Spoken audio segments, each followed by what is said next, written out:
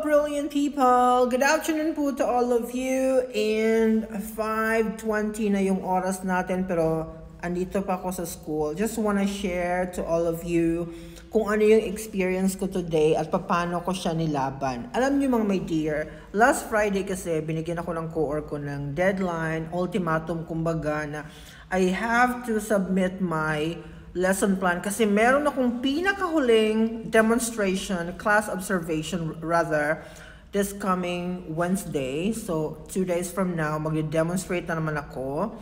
And kailangan ma-submit ko in advance yung aking lesson plan. So, last Friday, binigyan niya na ako ng ultimatum na dapat ma-submit ko siya ngayong Monday ang deadline. At saka 5 PM pa talaga. May oras talaga siya mga my dear.